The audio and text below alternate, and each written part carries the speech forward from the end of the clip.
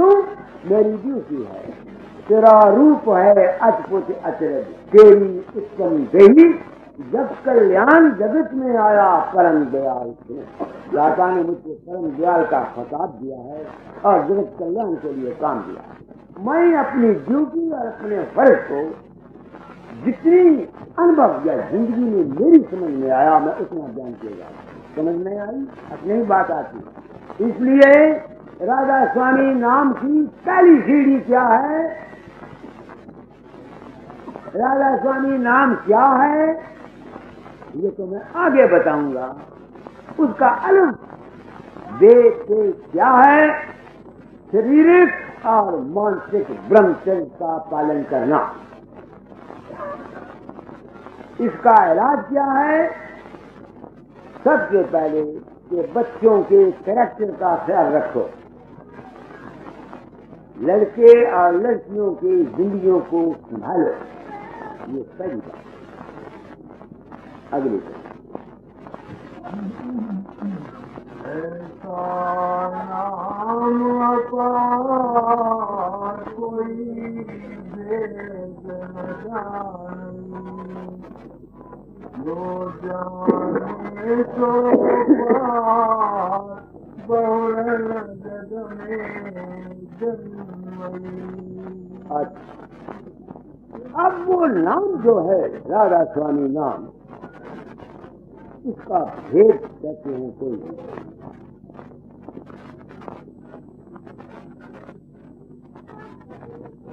अब सवाल ये है कि राधा स्वामी नाम का भेद क्या? जो मैंने समझा वो मैं कहता हूं। देखो, हम इस दुनिया को देखते हैं, ये दुनिया है या कि नहीं है? सूरज है, चांद है, सितारे, ये सब तो मौजूदा साइंस ये साबित करती है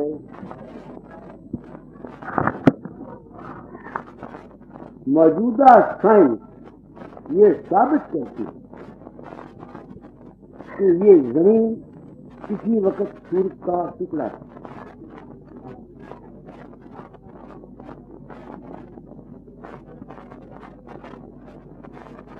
तो ये सूरज के परे भी एक सूरज है जो इस सूरज से करोड़ों मील परे है, और इस सूरज से वो 7.5 करोड़ ज्यादा है। ये मौजूदा साइंस साबित करती है। तो जितना ये लोक लोकांतर प्रकृति का खेल है सारा, इन सब से परे एक रात है, परम तत्व है, जिसमें से जो हरकत पैदा होती है उस हरकत का नाम राधा स्वामी नाम।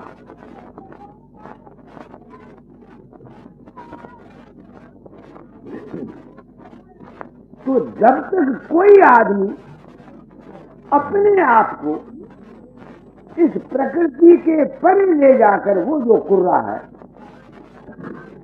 उसमें नहीं जाता, उसको इस राधा स्वामी नाम की प्राप्ति हो नहीं। नाम है शब्द, शब्द में है हरकत। हरकत जहां जिस चीज में हरकत होगी तभी में शब्द प्रकट होगा, प्रकाश प्रकट होगा। तो राधा स्वामी नाम क्या है? वो है। मगर वहां तक पहुंचने के लिए हमें करना क्या है? हम वहां तक पहुंच कैसे सकते हैं? तो हमें क्या करना पड़ेगा? हमको इस शरीर, ग्रॉस मैटर, स्थूल मादा, सूक्ष्म प्रकृति और कारण प्रकृति से परे जाना पड़ेगा। अब दुनिया ये सोचेगी कि भाई इससे परे हम कैसे जा सकते हैं? मुश्किल है। मैं कहता हूं नहीं, बहुत आसान। किस वक्त आसान है? इसी कड़ी को पढ़ो। ऐसा नाम पार कोई भेद न जाने, जो जाने सो पार बहुरन जग में जन्म। अब वो मैं भेद देता, उस भेद के देने के लिए अगर अपनी तरफ से कहता हूं तो तुम लोग मानेंगे। इस वास्ते स्वामी जी की वाणी के कलाम के सहारे पर कहता हूं, हदायतनामा निकालो तो बंद करो।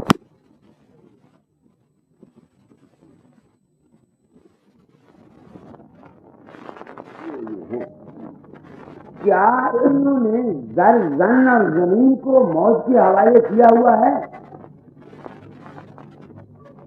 ये एक सवाल है। मेरे पास कम से कम कितने जो आदमी आते हैं, सभी ये कहते हैं मेरा लड़के का बीमार है, मेरा पोता नहीं हुआ, मेरे घर में फलानी चीज नहीं है, मेरे घर में फलानी चीज नहीं है। सब संसार की वासनाओं को ख्वाहिशात को लेकर के मेरे पास आते हैं। ये मेरा कहना है। दुखों से भरी हुई चिट्ठियां मेरे पास आती हैं और सब संसार के दुखों की आपस में मैं सुनता हूं। मैंने भी दादाजार के चरणों में किया। आप हैरान हुए, मैंने अपनी जिंदगी में सिर्फ 2 दफा दुनियावी ख्वाहिश की। एक तो मेरी लड़की प्रेम प्यारी के लिए घर नहीं मिलता, उस वक्त में दुखी है। आप समझते मेरा मतलब। और एक किसी वक्त मैंने प्रार्थना गाकर देखी, क्योंकि मेरा एक लड़का मर गया था और उस लड़के के मरने के बाद मेरी औरत ने वो उद्यम मचाया 2 साल तक कि घर में सवाए अशांति की और कुछ नहीं। और मेरा जो अपना वातावरण था, मेरे लिए तो मरा या न मरा, मैं तो खुश था। आप तो सच्ची बात पूछें, लोग लड़के के मरने पर रोते हैं और मैं तुम्हें सच कह रहा हूं कि I felt happy on the death of my son. क्यों? इसको मैं गरीब था, एक लड़की की तारीफ मैं नहीं दे सकता था। मालिक ने मुझ पर बड़ा रहम किया, एक चला गया। नहीं तो मैं शायद आप लोगों के साथ 420 करता। आप समझते मेरा मतलब नहीं, किसी के कान इकट्ठा करके बच्चे का पेट पालता। तो मेरे कहने का भाव यह है, मेरी कामयाबी जिंदगी का राज यह है कि मैंने दुनिया की तरफ अपनी तवज्जो को नहीं दिया, राजी बेरजा रहा और वो मालिक मेरा संभाल करता रहता। तो जितने आदमी इस लाइन पर आते हैं, इनमें से शायद कोई आदमी है जो इस राधा स्वामी नाम का लेने का मुस्तहक है। मुस्तहक ही कहाँ है, मुझे बताओ तो सही। बात कहना एक और बात है, नाम ले लिया, तुमको 35 साल 40 साल हो गए नाम लिए हुए। मैं पूछना चाहता हूँ, दाताचार्य के शिष्यों को पूछना चाहता हूँ, बाबा सामन सिंह के शिष्यों को पूछना चाहता हूँ, बिहार बाग वालों को पूछना चाहता हूँ, अपने अंतरों में गिरेबान में मुंह डाल के बताओ तुमको क्या मिला है? सारी जिंदगी गुरुओं के पांव की खाक छानते थे या रुपया देकर के उनके डेरे और धामे तुमने बना दी। तुमको क्या मिला? क्यों नहीं मिला? क्योंकि राधा स्वामी मत के असूल के ऊपर तुम लोग चले गए। राधा स्वामी मत का असूल क्या है? जन और जमीन को तकदीर के हवाले करो। क्यों तकदीर के हवाले करो भाई? उसका कारण है, जो कर्म तुमने पिछले जन्म में किए हैं, प्रारब्ध कर्म तुमको अवश्यमय भोगने पड़ेंगे। न मैं काट सकता हूं और न कोई खुदा मियां काट सकता है। कर्म प्रधान विषम कर रखा, जो 10 पैसों खर्चा। मगर अगर तुम सत्संग में किसी सत्पुरुष के लगे रहोगे और थोड़ा बहुत साधन ही करते रहोगे तो वो तुम्हारे कर्म कट जाएंगे। आप पूछोगे कि कर्म कैसे कटते हैं? कर्म है क्या? कर्म है वासना। वासना ही तो कर्म होता है महाराज, और तो नहीं होता। सोचो मेरी बात। तो जिस जिस किस्म की वासनाएं तुम्हारे अंतर में जन्म जन्मांतरों से और इस संसार में आ रही हैं, वो तुम्हारे सबकॉन्शियस माइंड में मौजूद हैं या कि नहीं? तो जिस वक्त तुम अब थोड़ा थोड़ा साधन करते हो, सत्संग करते हो, साधन में बैठते हो कि नहीं, अभ्यास करते हो नहीं, तो पिछले जितने तुम्हारे सबकॉन्शियस माइंड में वासनाएं हैं, वे सारी की सारी तुम्हारे अंदर में फुरती हैं कि नहीं फुरती? तुम्हारे सामने दृश्य आती हैं कि नहीं आती? आते हैं कि नहीं आते? तो अभ्यास करने से, साधन करने से क्या हो जाएगा?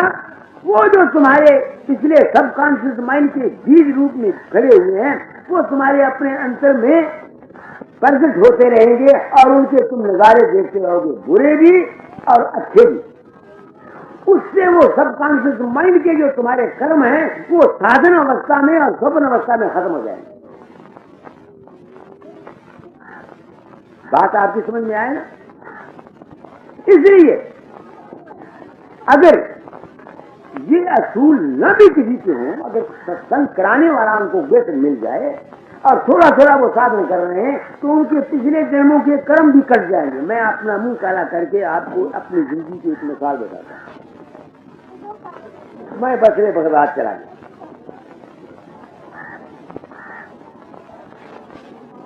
वहां रात के वक्त में स्वप्न में मैंने एक स्त्री के ऐसी के साथ भोग किया जो हमारे गांव के ब्राह्मणों के खानदान में ऊंच गिनी जाती थी। जब मैं सुबह उठा, परमात्मा जानता है, मैंने अपने सिर पीट लिया, छाती पीट ली, रोया, पीटा, मैंने क्या किया, मगर मेरे बस की कोई बात थी नहीं थी ना। मैंने चिट्ठी गाता दयाल को लिखी कि मेरे साथ ये हुआ, मैं महापापी हूँ, महाकुटिल हूँ। दूसरा आदमी लिखता है, एक चिट्ठी अपने बाप को लिखा, अपना सारा हाल लिख लिया कि मैंने ऐसा कर्म किया है, मैं कभी इस महापापी जीव हूँ और महाहत्यारा। उस वक्त मेरे बाप ने चिट्ठी लिखी कि तुम्हारा हमने वर्ष फल कटवाया है। वर्ष फल जानते हो ना, जो ज्योतिषी साल के साल बताते हैं कि तुम हमको एक ऐसा ग्रह है जो तुमसे ये नीच कर्म कराता, तुमको ग्रह पड़ाएंगे प्रारब्ध कर्म के अनुसार। दादा जान ने लिखा, फकीर प्रारब्ध कर्म खा, तुम अभ्यास करते हो, सत्संग करते हो, मानव का नाम लेते हो, इसलिए वो जो कर्म था वो जागृत की बजाय तुम्हारा स्वप्न में करते हो। समझ रहे हो? तो साधन करने वाले को अगर बुरे कर्म करते हैं तो अच्छे भी कट जाते हैं। कई आदमियों को देखो ना, स्वप्न में या अभ्यास में अच्छे अच्छे दृश्य नजर आते हैं, बड़ी बड़ी प्रसन्न होते हैं कि नहीं होते? तो जो शख्स भी थोड़ा थोड़ा साधन करता रहेगा, अगर तुम्हारा मन नहीं भी जमता, कोई खास बात है, साधन मत छोड़ो। मेरी बात को समझते हो कि नहीं? ये जन्म जन्मांतरों के मैल हैं हमारे ऊपर चढ़े हुए, जन्म जन्मांतरों के हमारे अंदर में मैल चढ़े हुए हैं। तो इस साधन करने से तुम्हारे पिछले जन्मों के जो कर्म है ये कट जाएंगे। समझ गए मेरी बात को कि नहीं समझ नहीं आई? मैं अपना मुंह काला करके संसार के हित के लिए प्रकट हुआ हूं।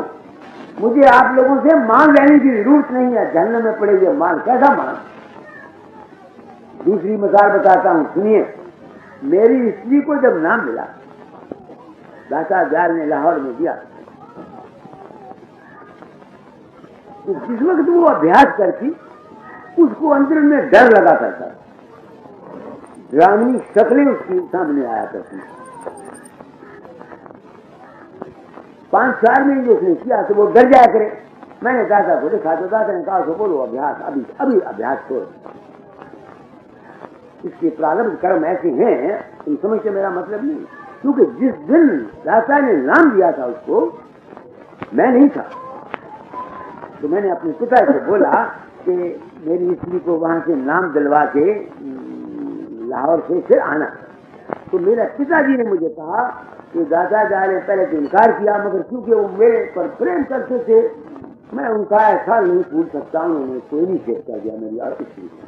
तो जिस वक्त मेरे बाप ने कहा उनको इनिशिएट किया, उस वक्त दादा जाल को इतना बुखार चढ़ा, मेरे पिता कहने लगे कम से कम हमने 8 रजाइयां उनके ऊपर दी, वहां 8 रजाइयां सर्दी की वजह से। दूसरे दिन वो अच्छे हो गए, तो मैंने छोड़ दिया। अब उसका नतीजा क्या है, उसने फिर अभ्यास नहीं किया। अब वो 2 साल से बीमार है। सच कहूंगा तुम मानोगे नहीं। देखो, दाता जाल की पासदार आदर्श के ख्याल से तो वो अजर और अमर और अविनाशी है। ये नाम दान उस वक्त दिया था जिस वक्त दाता जाल साधु रिसाले के एडिटर थे। बुखार उसको असर नहीं होता है जो परफेक्शन को हासिल कर जाता है,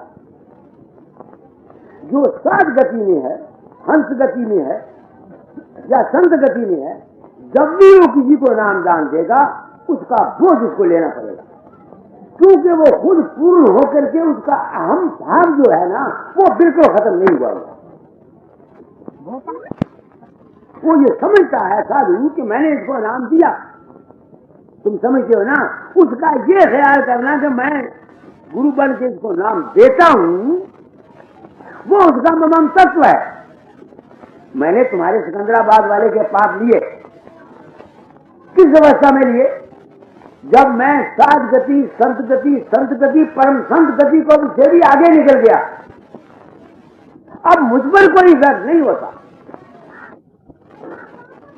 ये बड़ा गूढ़ रहस्य है। इस वास्ते परम संत की गति कुछ और चीज है। साधु दाता जाल देखो ना, किताबें लिखी हैं, संत गति साधु पना लिखा, विज्ञानी लिखा, आखिरी मंजिल उनकी और थी, समझते? तो हर एक आदमी जो भी संत गुजरा है, तुम कहो कि कोई आज संत है या कोई था, ये जितनी बातें हैं ये सब शिष्यों की बनाई हुई हैं। जो परम संत है वो इस दुनिया में क्यों आने लगा? जो भी यहाँ आया वो सब अपने किसी कर्म के अनुसार आया, वो यहाँ आकर के पूर्ण होता है। जो पूर्ण है वो यहाँ क्यों आएगा? ये तो रोचक ध्यान बातें। अब मेरे भाव को आपने समझा कि नहीं समझ में आई है? इस किताब में पढ़िए, वहां लिखा हुआ है गुरु में गुनाहगार अति भारी। ऐसे है नहीं, छोड़ दीजिए। इन शब्द है कि नहीं? ये शब्द किसका है? या स्वामी जी का है या हजूर महाराज का है। दोनों हस्तियां थी ना पानी के रखने वाले, और तो कोई नहीं था।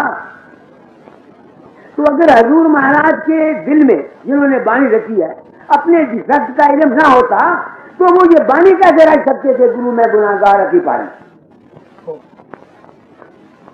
दुनिया ने गुरु के रूप को नहीं समझा। अज्ञान की भक्ति हमेशा दुखदायी होती है। वाणी में जहां लिखा हुआ है गुरु में गुनाहगार अति भारी, इसको बंद कर दो, जब पढ़ के सुना दो।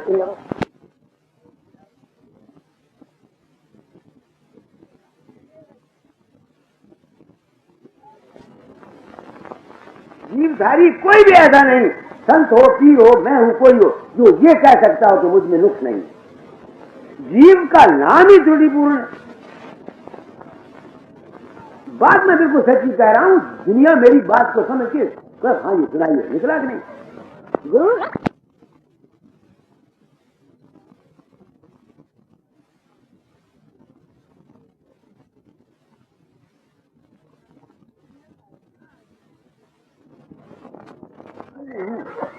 अपने ऐबों को जाहिर करते हुए शर्माता हूं? बिल्कुल नहीं शर्माता। पब्लिकली क्या देता हूं? क्यों? मुझे आप लोगों से मान प्रतिष्ठा नहीं लेनी है। मुझे इसकी जरूरत नहीं है कि तुम लोग मुझे गुरु मानो। मैं तो गुरु नहीं हूं। गुरु तो आइडिया और आदर्श का नाम है। गुरु तो सत्य ज्ञान इस है। तो मैं कह रहा था आप लोगों को कि अगर हम में ये ऐब है तो कैसे तुम्हारे जाएंगे? किसी ऐसे सत्पुरुष के संग से जाएंगे जो पूर्ण पुरुष है। उसके दर्शन से, उसकी अभिलाषा, उसके सोसाइटी से, उसके साथ प्रेम करना, ये ऐप तुम्हारे स्वाभाविकताओं से निकल जाती है। आप हैरान होंगे कि ये कैसे निकल जाती। मैं कहता हूं निकल जाती। एक तो मेरा जिंदगी का तजुर्बा है। मेरे जैसा भी वो गंदा और पतित आदमी था दुनिया में होगा कोई? मैं आपको एक वाक्य सुनाता हूं लाहौर का। मैं बड़ा गंदा इंसान था और अब भी वो गंदगी तो धुल गई। जिस तरह फोड़ा हो जाता है आदमी को, तो फोड़ा तो ठीक हो जाता है मगर फोड़े का निशान मौजूद रहता है। पता लगता है जहां भी ऐसे जख्म हो जाए, वो निशान अब तक भी मेरे मन पर मौजूद हैं। ये कैसे जाते हैं? साधन और अभ्यास से। और अपने आप को धोखा ना देने, सच्चा बने। कन्फेशन करो। जो तुमने गलतियां खाई हैं उसको कन्फेस करो। पापों के दूर करने का वाहिद राज क्या है? कन्फेशन। दुनिया कहती है क्या हमारे कन्फेस करने से हमारे कर्म कट जाते हैं? दुनिया कई मजाक करती है। मैं कहता हूं दीवानों कट जाती है। कैसे? तुमने कोई नई बात खुशी की किसी से सुनी, अब वो तुम्हारे अंदर मौजूद है। तुम जोश में हो, खुश हो, प्रफुल्लित हो, तो तुम्हारा जी करता किसी को कह दे। जिस वक्त तुम उस बात को दुनिया को बता जाओगे, तुम्हारे अंदर वो जो उस नई खबर के सुनने से खुशी और एक उत्साह पैदा हुआ था वो खत्म हो जाएगा। खत्म हो जाएगा नहीं हो जाएगा? वो अच्छी बात थी। इसी तरह से एक आदमी ने एक बुराई की है, गलती की है, वो रिपेंट करता है, अफसोस करता है, उसको फील करता है। उसकी रिपेंटेंस, उसकी फीलिंग से अंदर से उसके जो भाव और जज्बात हैं वो वॉश आउट हो जाएंगे और वो हल्का हो जाएगा। जिस तरह से एक खबर देने वाले के भाव जो था वो हल्का हो जाएगा। क्यों? बात साफ है या कि नहीं है? इसलिए अगर तुम अपने इतना हौसला नहीं करते कि तुम अपने ऐबों को पब्लिक में जाहिर कर सको, मत करो।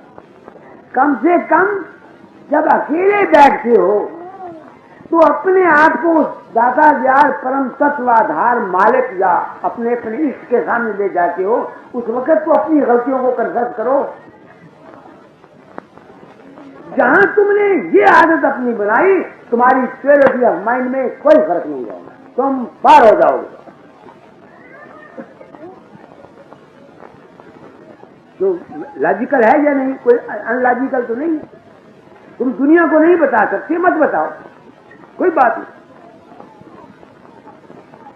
अगर आप समझते हो कि दुनिया में तुम नहीं रह सकते हो, मत बताओ। जब तुम अकेले अपने मकान में बैठ के साधन में जाते हो, उस वक्त जो तुम्हारा इष्ट है, तुमने वो मालिक तो एक ताकत है, उसका तो कोई रूप नहीं है। जिस रूप में तुमने माना उसी रूप में तुम्हारी बात। उस वक्त अपनी गलतियों को कन्फेस करो, सच्चे दिल से, प्रेम से कहो कि भाई मुझसे गलती हो गई, रिपेंट करो। तो उस रिपेंट करने से तुम्हारे दिल के ऊपर वो जो उसका सबकॉन्शियस माइंड में बोझ है ना, वो साफ हो जाएगा और तुम जो बात समझ में आती। तो जिस वक्त ये आदत जो मैंने अब बयान की है जीवों में आ जाती है, समझते हो ना, उस वक्त क्या हो जाता है? उसका मन शुद्ध होने लगता है। प्योरिटी ऑफ माइंड उसकी आने लगती है। जहां उसकी प्योरिटी ऑफ माइंड हुई उस वक्त फिर उसको फीलिंग उसके रिपेंटेंस की पैदा हुई, फिर उसको नाम दान की। तुम अगर कोई शख्स उसको मिल जाए फिर उसका बेड़ा पार। बात आगे फिर वो आगे आगे आगे आगे आगे आगे आगे आगे आगे आगे दिन पर दिन जब तक ये मंजिलें उसकी पूरी नहीं होती उस वक्त तक उसको इतना फायदा नाम जपने वालों को होता नहीं। हम लोग तो महाराज दुनिया को दिखाने के लिए भगत बन जाते हैं। और हम भगत, किसी ने 5-6 हजार रुपया किसी सत्संग घर में बनवाने के लिए दे दिया या गुरु महाराज को दे दिया, वो समझता है मैं दादू खां का बच्चा हो गया। वो अपने आप को एक भगत शिरोमणि कहता है। अरे दीवानो, रुपया देने से भी कोई भगत बन सकता है? भगत रुपया देने वाले भगत नहीं हो सकते। जो रिपेंट करने वाले आदमी हैं, अपनी कमजोरियों को महसूस करने वाले आदमी होते हैं, वो भगत हो सकते हैं। मैं बात आप लोगों को बिल्कुल साफ और सच्ची कह रहा हूं, कोई लगाड़ पेट की, मेरे अपने जीवन के तजुर्बात। तो वो स्वामी जी महाराज कहते हैं, तो राधा स्वामी नाम तो आगे जाके मिलेगा जहां ये संसार तुम्हारा खत्म हो जाएगा।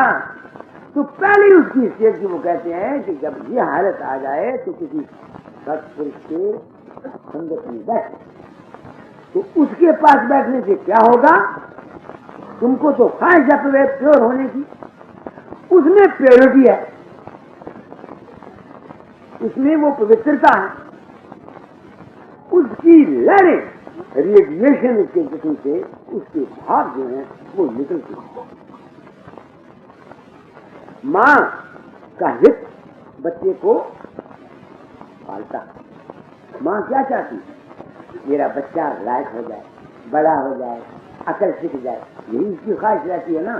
तो उसका जो हित है माँ का, वो उस बच्चे को परवरिश करता है। इसी तरह से गुरु जो होता है, जिसको सत्पुरुष कहा जाता है, वो हमेशा ये चाहता है कि जो दुखी जीव उसके पास आता है ये सुखी हो जाए, ये सुखी हो जाए। मैं था, मैं महापतित इंसान था, गंदा इंसान था। दाता मुझे कहा करते थे कि तुम में 99 ऐब हैं, फुल सिर्फ एक सिर्फ है कि तुम मक्कार नहीं और सच्चाई पसंद। ये एक सिर्फ तुझको मंजिल मकसूद चले जाएगी। क्योंकि कपटी जन जो होता है, मैं कपटी नहीं हूं, कपटी जन को नहीं धुन पतिया, ये बानी में लिखा हुआ है। जो कपटी आदमी है उसको ये चीज नहीं मिल सकती। कपटी कौन है? जो अंतर में और है और बाहर में और है। जिसका अंतर और बाहर एक नहीं है वो कपटी। बात आपकी समझ में आई नहीं? तो वो फिर कहते हैं कि अगर भाई तुम इस आवागमन के चक्कर से निकलना चाहते हो और उस मालिक के कुल को पहुंचना चाहते हो तो कैसे चलो? फकीरों की सोबत करो, मगर ये सिफात लेके चलो जो मैंने अभी अपने लफ्जों में तुमको बयान की। इसके बैठने से फिर क्या हो जाएगा? जब तुम उसके पास बैठोगे, उसकी तरफ देखोगे, उसके अंतर के रेडिएशन निकलती रहती है। Human body is a radio station, ये साइंस ने साबित किया। हर एक आदमी के अंदर से वेव निकलती रहती है। ये नहीं कि मेरी निकलती है, तुम्हारी भी निकलती है, बुरे से भी निकलती है, अच्छे से भी निकलती है, नेक से भी निकलती है, बस से भी निकलती है, संत से भी निकलती है, असंत से भी निकलती है। तो इसका दूसरा सबूत मुझको रिसेंटली मिला, एक एसवीओ टेलीग्राफ का है हिसाब ग्रंथ, उसने मुझे बताया जी कि साइंस ने यह साबित किया है कि एक इंसान के अंदर से इतनी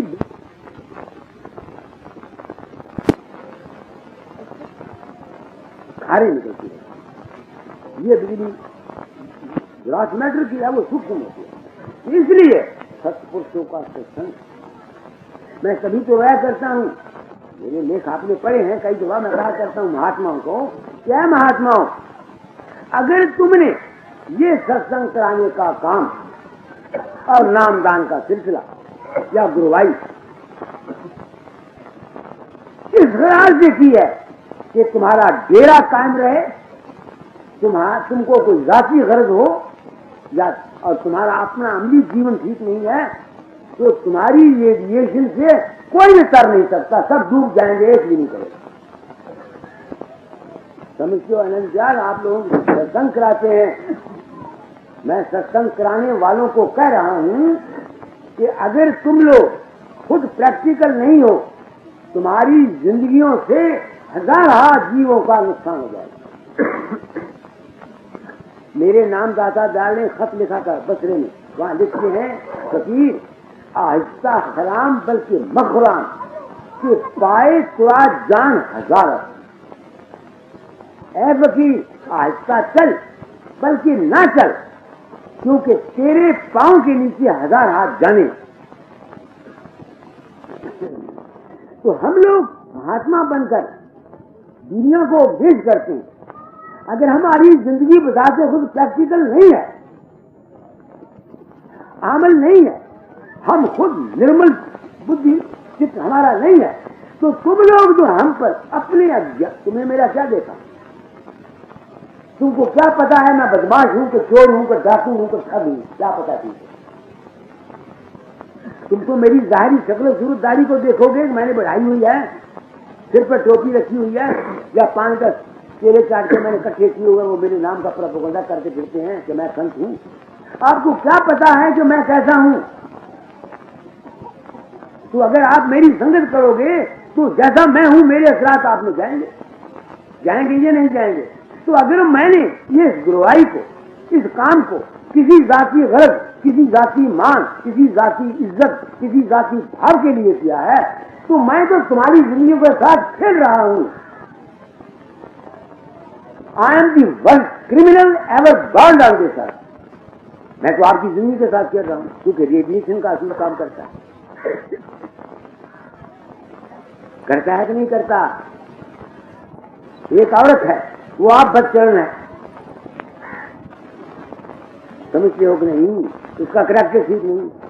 वो लड़की अपनी गुड़िया कहती है कि नेक बन वो बनेगी, उसने तो दूध ही उसका पिया हुआ है। तुम समझते हो नहीं? उसका वो खून है, कैसे उम्मीद कर सकते हो कि वो लड़की जो है या उसका औलाद जो है वो नेक बनेगी?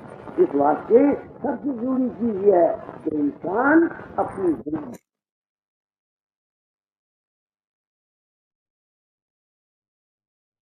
वो औरत मेरी भी कभी दिमाग खराब हुआ, वो बच्चे भी आपस में लड़े, सुनिया मसा मना नहीं। मैं बाहर से आया दफ्तर से, मैंने हाल देखा, इतने में वो आदमी आ गए 4, वो बाहर खड़े हुए।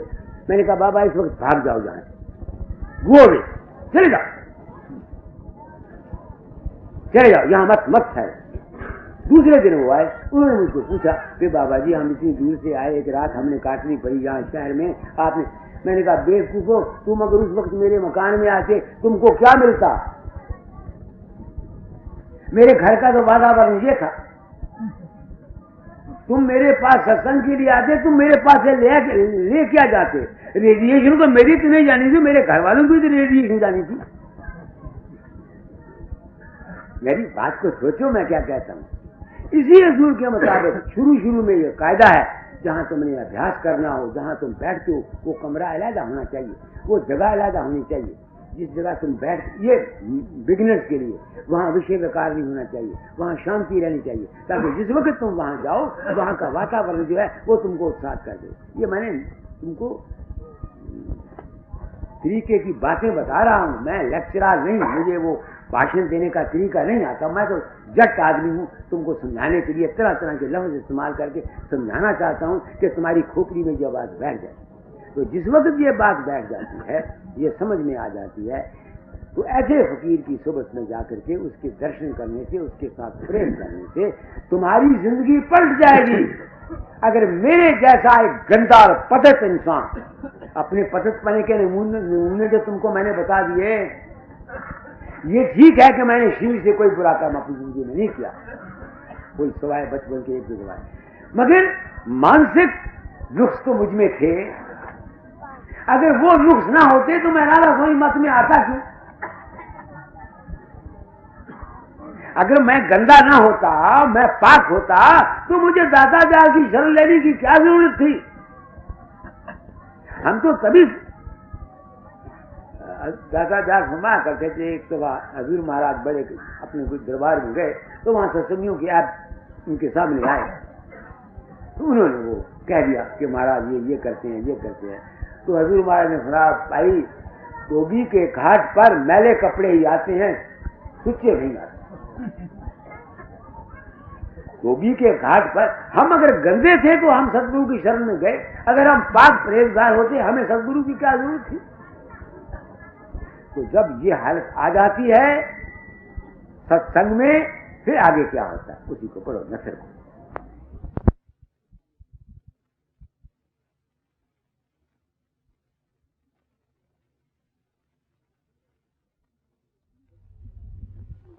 ले जाए वो गुरु बेचारा बोल नहीं सकता, बोलेगा क्योंकि अगर वो नहीं रहेंगे तो उसका डेरा नहीं चलेगा, उसको आमदनी नहीं आएगी। मैंने इसी वास्ते दोस्तों डेरा नहीं बनाया, आप समझते हैं ना, डेरा नहीं बनाया, चेले नहीं बनाए। क्यों नहीं बनाए? अब मैं निर्भय आदमी, किसी की परवाह करता हूं? बिल्कुल बिल्कुल परवाह नहीं करता, किसी के काबू नहीं आता। समझिए मेरा मतलब नहीं, जो मेरी समझ में आ मैं आप लोगों को कह रहा हूं कि अगर अपना जीवन व्यतीत करना चाहते हो तो स्वामी जी की वाणी सुन लो, अपनी जिंदगी को प्रैक्टिकल लाइफ में डालने की कोशिश करो। अगर तुम में ऐब है तुम मुबारक हो, ऐब है अपने ऐबों को कन्फेशन करो। अकेले बैठो, जो सोचो तुमने क्या क्या गलतियां करनी, रिपेंट करो, आइंदा के लिए कोशिश करो। हम गिरते रहते हैं, मैं अपनी बाबत जानता हूं कि मैंने कई खुदे मैं ऐसा काम नहीं करूंगा, दिल में सोचा ऐसा काम नहीं करूंगा, मगर समा आया, उस समय ने मेरी गर्दन को नाप के वो काम मुझसे करा दिया, फिर मैं रोया, फिर प्रण किया। कोई बात नहीं, चलते चलते जो गिरे काहे न लागे दोष, जो घर से ही ना चले ताजर कर ले कोष। बजाय इसके कि दूसरों के हम ऐप देखें, हम अपने ऐपों को क्यों नहीं देखते। मैं अपने ऐपों को जानता था, मैंने सत्संग का काम, मुझे नाम मिला, गद्दी मिली हुई है, सब कुछ दाता जान ने कहा, मैंने डेरा नहीं बनाया। क्यों नहीं बनाया? इस वास्ते मैंने सोचा कि अगर मैं डेरा बनाऊंगा तो मैं तो इन लोगों के मातहत हो जाऊंगा, ये मेरे नाक को पकड़ के जिधर चाहेंगे मुझे कमाएंगे, तो मेरी तो कॉन्शियस किल हो जाएगी। अब मेरे भाग को समझा ना, इस वास्ते मैंने डेरे को चलान नहीं कहा, आजाद है, क्योंकि मजबूरी है, काम कराता हूं मैं, काम सत्संग करा देता हूं, खत्म हो जाएगा बात। तो जब ये हालत आ जाए फिर फकीर क्या करता है, चलिए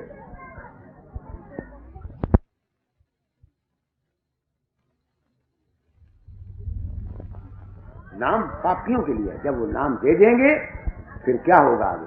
हाँ जी, अभ्यास करते रहो आगे।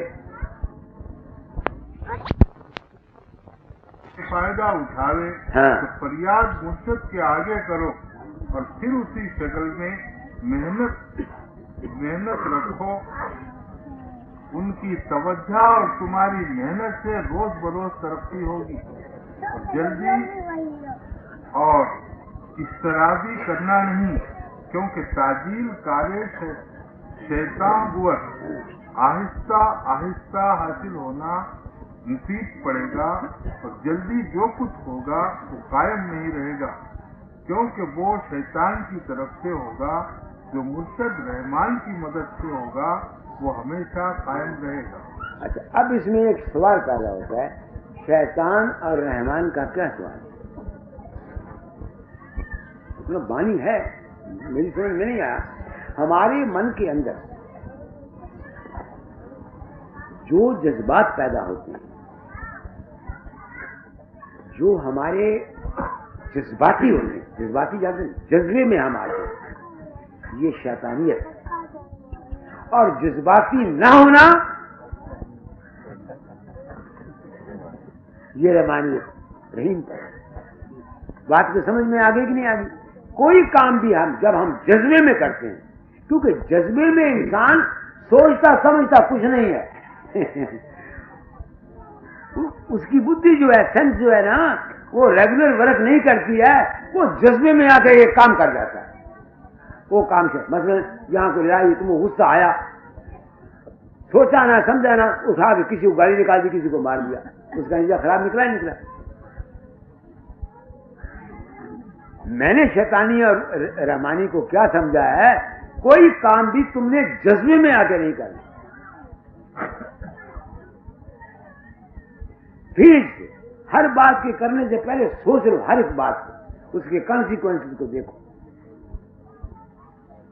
अब मेरे भाग को आपने समझा, जज्बे में आया हुआ इंसान दूसरी साइड को नहीं देख सकता और वो नुकसान रहेगा। समझ गया मेरी बात को कि नहीं समझ में आई है? मैंने शॉर्टकट में 2 लफ्ज़ों में तुमको बात बता दी। शैतानियत क्या है और रहमानियत क्या है? किसी काम को जज्बाती होकर नहीं करना, जज्बे में नहीं बह जाना, क्योंकि जज्बे में बहने से तुम हर ये तो अभ्यास है ना। दुनिया के काम, अपने घरों के काम भी, घरेलू तुम जिंदगी में देखो, कोई काम जो करते हो सोच समझ के काम है, जोश में आने की कोई जरूरत नहीं। अगर धीरे और असूल के मुताबिक चलोगे तो तुम्हारी जिंदगी कामयाब हो जाएगी, दुनियावी भी और परमार्थिक भी। कई मैं भी दादा को शिकायत किया करता था, वही तो उन्होंने मुझे मेरे जज्बे को रोकने की कोशिश। घर के मेरे तल्लुकात हुआ करते थे, दुखी होता था, उनको लिखना, महाराज ये मेरा ये दुख है, मेरे ये दुख है, मुझे ये दुख है, मुझे ये। घर के ग्रस्त होते थे, तो उन्होंने एक दफा मुझे लिखा, और फकीर किस वास्ते शिकायत करता रहता है? पतंग वो उड़ा करता है जिसके पीछे डोर लगी हुई होती है। पतंग वो उड़ता है जिसके पीछे डोर है। हम अभ्यास करते हैं, हमको शिकायत है घर वालों की। अरे अगर तुम्हारी ये बंदिशें ना होती, तुम समझते हो मतलब मेरा नहीं, तो तुम तरक्की नहीं कर सकते। इस वास्ते धीरे, हौसला, हिम्मत। और सबसे बेहतर तरीका क्या है? अगर तुम में अपनी कुछ नहीं है, तुम खुद नहीं अपनी बुद्धि को विचार सकते, तो क्या करो? अपने गुरु के पास जो वो कहता है वो मानो, क्योंकि वो बेहतर जानता है, वो धीरजवान है, वो उसने जमाना देखा हुआ है, वो तुम्हारे हालात को देख करके ऐन वक्त पर ठीक राय और सही राय तुमको दे देगा। बात आपकी समझ में आ गई या कि नहीं आई है? बिल्कुल घबराने की कोई जरूरत नहीं। कोई ऐसा मुसीबत का वक्त आ जाए, घबराहट में आने से आदमी, मैं आपको क्या कहूं, ये ना घबराना ही फकीरी है और घबराना ही दुनियादारी। मैं आपको मिसाल सुनाया करता हूं, कभी कभी मैंने बड़ा साधन किया, अंतर में प्रकाश देखे, बीन सुनी, बंसुरी सुनी, ये सुना वो सुना, मेरे दिल में बड़ा घमंड था, बस रे उदास से आया। मैंने कहा मैंने मैदान मार लिया। बानी को पढ़ के मैंने कहा मैं मैदान मार लिया। दादा के पास आया, लाहौर, मत्था देखा, कहने चलो बाहर धूप में देखें तुमने क्या कमाई की है बसरे में। मैं बाहर गया, धूप में खड़ा किया, देखते हैं, कहते नहीं, ये भी नहीं अभी आई। योगी हो गए, अकल बढ़ गई, इसकी शक्ति भी आ गई, मगर फकीरी अभी नहीं आई। अब मैं तो खुश हो गया, बैठ गया, उदास हो गया। कहने ये घबराओ मत, कर तुम्हारा इम्तिहान लेना सुबह। अब मैं तो ये पूछता था, शायद मुझसे पूछेंगे सुन में क्या देखा, महासुन में क्या देखा, सतलोक में क्या देखा, ऐसी वैसे सवाल करेंगे। मैं तो ये समझता था, सच्ची बात आपको पूछता हूँ, खाना मैं पकाया करता था। जब मैं वहां जाता तो सेवा सारी मैं ही करता, तो मैं सब्जी लाया, रोटी पकाने लगा, 2-4 से जंगी कुटिया से आगे मुझे कहते हैं फकीर खाना मैं बनाऊंगा, ठहरो। वो चौके में आ गए, वो चौका मेरे सामने, आंखों के सामने चौके में आ गए। बेच का पड़ा हुआ था, उसके बीच में थे वो घी मैंने डाला। अब वो बैठ गए, उन्होंने 1 मिनट में मुझे कहा हल्दी लाओ, नमक लाओ, मिर्च लाओ, कड़छी लाओ, वो लाओ, ये लाओ, वो लाओ, वो लाओ, वो लाओ, वो लाओ, वो लाओ, सब कच्ची चीजें मुझे एक ही दफा उन्होंने बयान कर। अब वो एक कहे तो उसको करने लगे, वो दूसरी बात कह रहे, वो करने को तीसरी, तो मैं तो गया घबरा। वो देर जो हो गई तो उस घी को आग लग गई, घी जल गया, उन्होंने सब्जी डाली। शाम को मैं बैठा, पंखा चल रहा था। हाँ, मैं टांगे दोबारा में, हजूर मेरी आपने ध्यान नहीं दिया। आखिर तुम्हारा इम्तिहान लिया, तुम फेल हो गए। मैंने कही क्या इम्तिहान लिया? आखिर सुबह मैंने कहा तो तुम कोई चीज, मैं घबरा गया। कहते हैं बेवकूफ, ना घबराना ही फकीरी है, ना घबराना ही। फिर मैंने गुरु नानक साहब की मिसाल, वो कहने के वो संत किस तरह चंबे साहब में थे, वो पंजा साहब, तो वहां किसी फकीर ने पत्थर फेंका। वो कहते हैं पत्थर अपने आप रुका या करामात से रुका, मैं ये नहीं कहता। मैं ये जानता हूं कि गुरु नानक साहब संत थे, वो वहां बैठे रहे। आप समझिए मेरा मतलब नहीं कि उन्होंने इसकी परवाह नहीं की, डरे नहीं, भागे नहीं। समझ गए मेरी बात को? तो शैतानियत क्या है? घबराना, और न घबराना क्या है? फकीरी है, और ये दयालपना है, और ये रहमानपना है। सोचो मेरी बात को मैं क्या कह रहा हूं। आप दर्शन के लिए आए हो, अगर दो बातें भी तुम खोपड़ी में ले जाओ, तुम्हारा जीवन बन सकता है। हाँ जी, तो रहमानियत और शैतानियत की मैंने तशरीह आपको कर दी, आगे चलिए। जाहिर लवाजिमा जो कुछ चाहिए सो मैं कह चुका। अब बातिनी हाल की जो दर्जे फकीरों को हासिल है उसको बयान करता हूँ कि जिस वक्त निगाह तुम्हारी दिमाग के भीतर उलटकर आसमान को देखेगी और रूह तुम्हारी जिस्म को छोड़कर ऊपर को चढ़ेगी, तो तुमको आकाश नजर पड़ेगा कि जिसमें थाना सहस्दल कमल का है और हजारों पंखुड़ियां उसकी जुदा जुदा काम तीनों लोक का दे रही हैं। उसकी सैर की देखकर तुम बहुत खुश होगे और 3 लोक के मालिक का दर्शन पाओगे।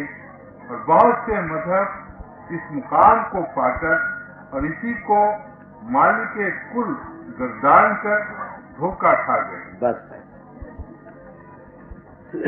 मैंने भी पहले तवीज़बाजी थी, लवाजमात को कहे थे आप, लवाजमात ही कहे थे ना। अभी क्या करना चाहिए? स्वामी जी ने और तरीके से बयान किया, मैंने उसकी पिछली और तरीके से बयान कर दी। मानसिक ब्रह्मचर्य, शारीरिक ब्रह्मचर्य, जज्बे में ना आना, गर्दन जमीन के खैरात को कुदरत के हवाले करना, यही मैंने कहा था ना। इन तवीज़ मैंने बांध दी, उन्होंने लवाजमात बयान कर दिए, मैंने और तरीके से बयान कर दिया। अच्छा, अब मेरा जीवन गुजर गया इस पंथ में।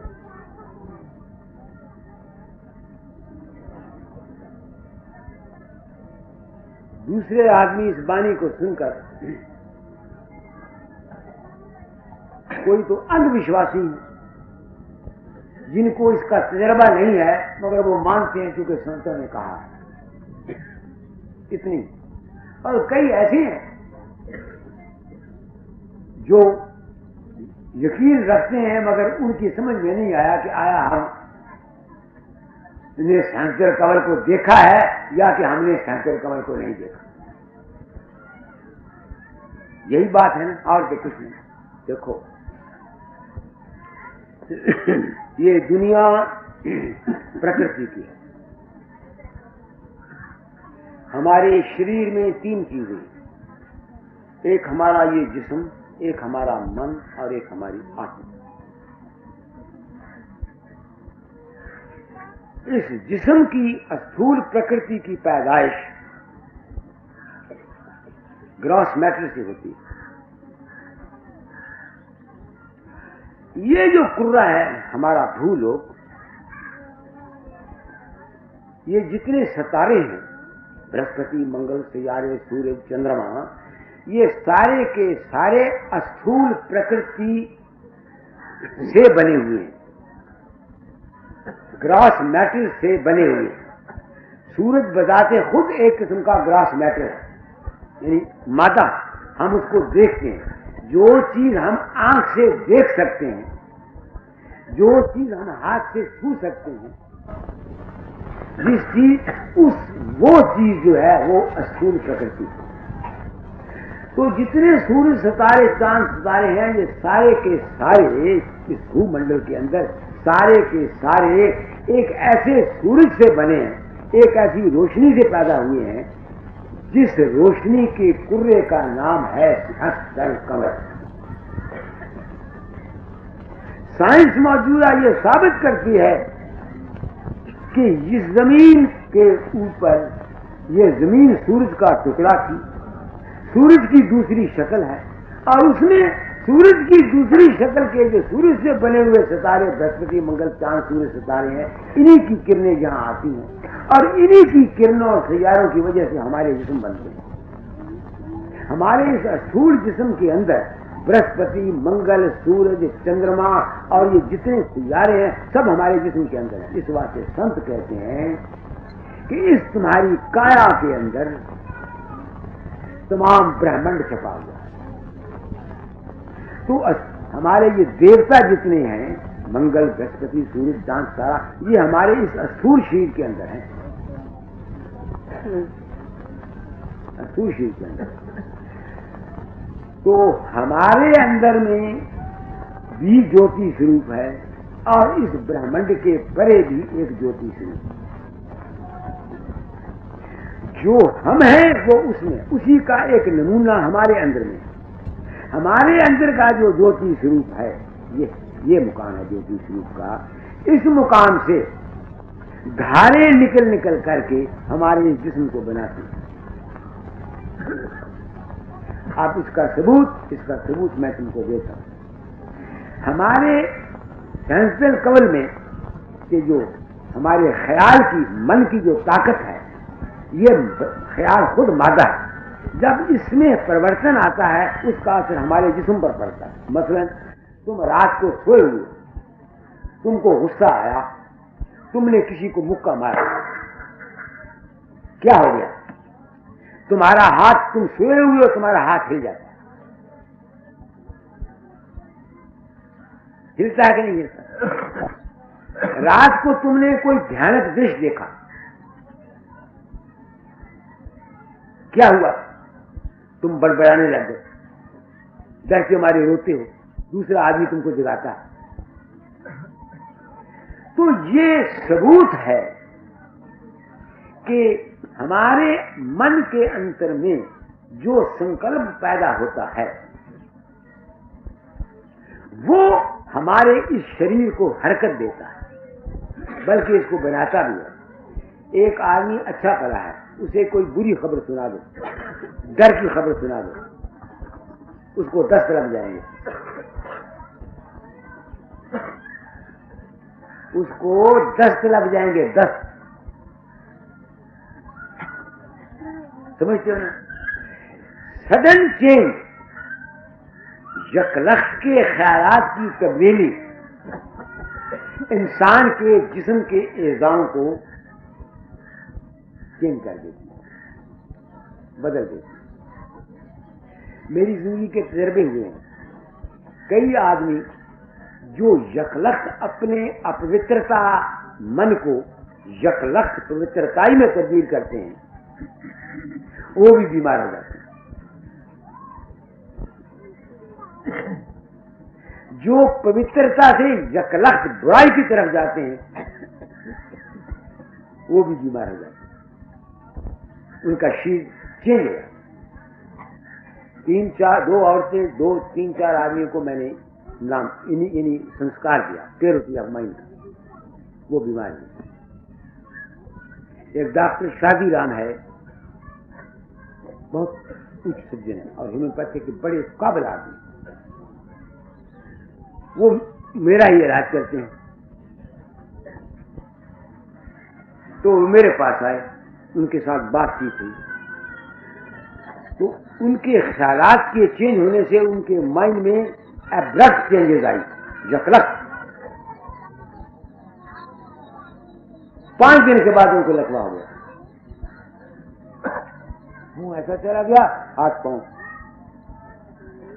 उनके शिष्य पंडित परशुराम जहां आए हुए मेरे पास, अच्छे संत आदमी, उन्होंने मुझको बोला, मैंने कहा उनको बोल दो खतरे की बात नहीं, खतरे की बात नहीं, क्योंकि मैं रसूल को जानता हूं, मैं खुद बीमार हुआ। जब यहाँ से बसरे बगदाद चला गया ना, यहाँ तो मेरा में मैंने नाम लिया था, मेरा गृहस्थ का जीवन था, समझ से मेरा मतलब नहीं, बसरे बगदाद चला गया ना, तो वहाँ जखलस जो साधन और अभ्यास से मेरे दिल में चेंजेस आई, तो मैं ऐसा बीमार पड़ा कि अस्पताल में जो ले गए, डिसेंट्री हो गई। ये जिंदगी के तजर्बे की बातें बता रहा हूं तुम लोगों को, ये सबूत देने के लिए कि संसदर कमल क्या है। संसदर कमल तुम्हारा मन है, तुम्हारा मन है जो यहां कायम रहता है। इसमें से अनेक प्रकार की वृत्तियां निकलती रहती हैं, और वो वृत्तियां तुम्हारे शरीर को कायम रखती हैं, बिगाड़ती हैं और पैदा करती हैं। तो गुरु साहब की बानी में एक जगह लिखा है, एको माई जगत बेहाई तिन चेले प्रमाण। वो तिन चेले कौन है? पैदा करने की ताकत, कायम करने की ताकत और नाश करने की ताकत। ये कौन करता है? तुम्हारा मन करता है। जिस तरह से तुम्हारा मन करता है, इसी तरीके से इस ब्रह्मांड का जो मन है, जिसको सहस्त्र कमल कहा जाता है, वो इस सृष्टि का रचना करता है। उसके संकल्प से हम सब पैदा, हमारे शुरू स्थूल शरीर, हम नहीं उसके संकल्प से पैदा होते। बता देता हूं तुमको, जो असली फकीर चंद है, या असली गणपत लाल है, या असली नंदू सिंह है, या असली आप हैं, उसको ये संसद कमल पैदा नहीं करता। वो पैदा करता है इस स्थूल जिस्म को।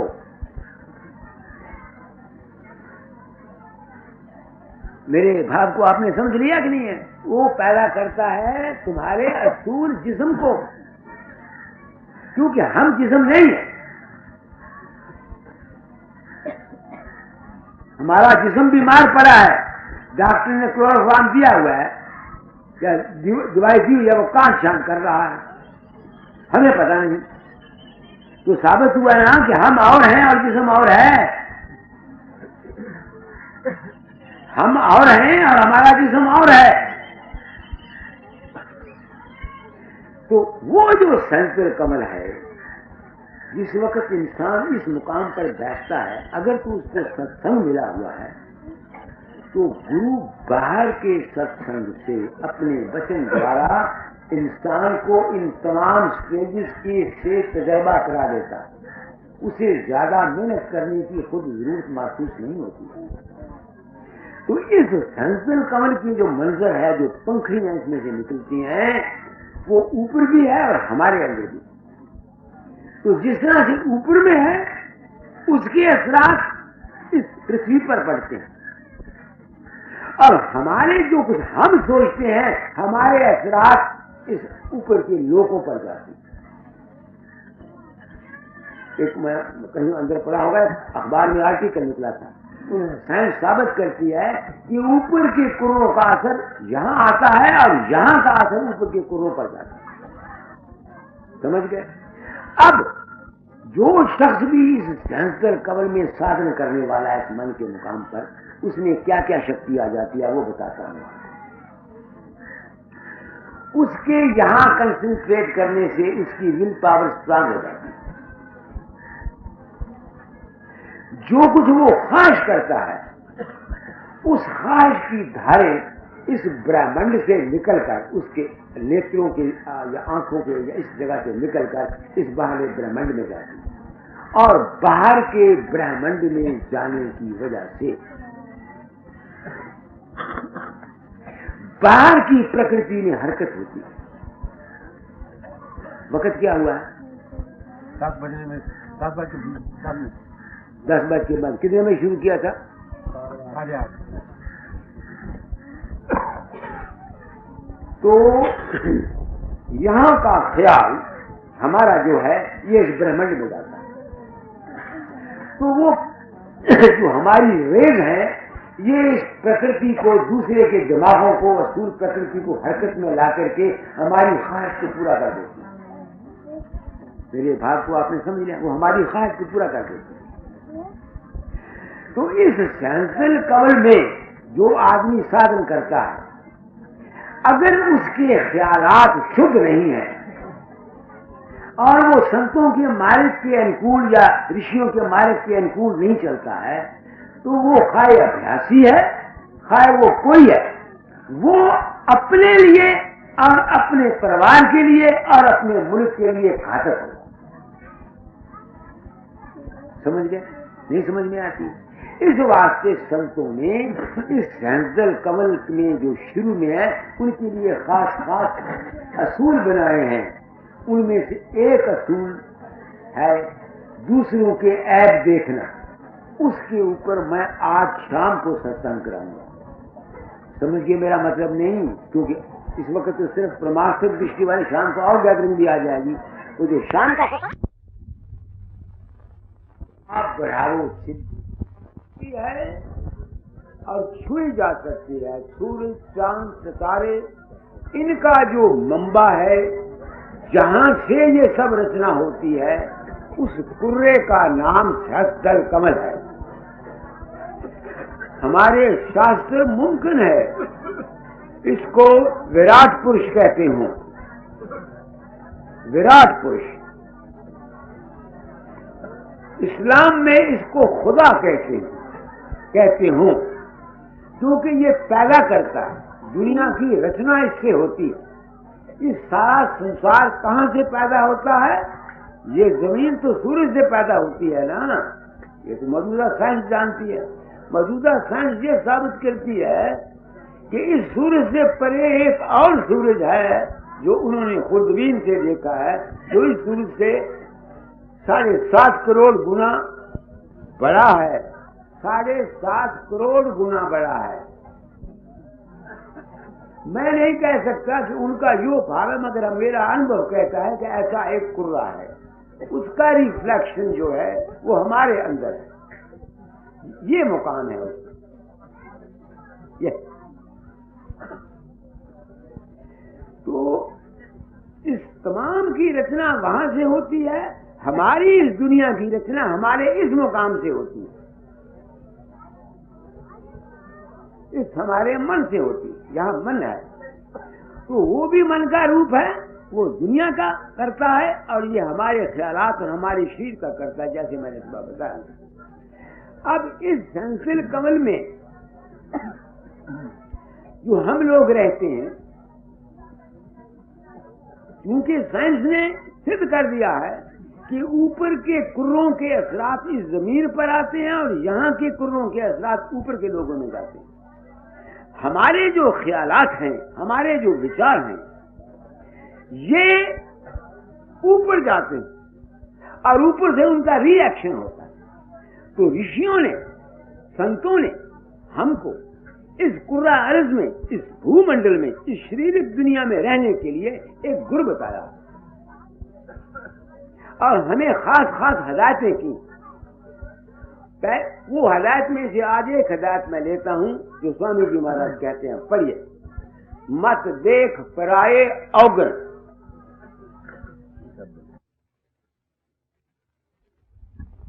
के लिए क्या हदायत है? हाँ जी।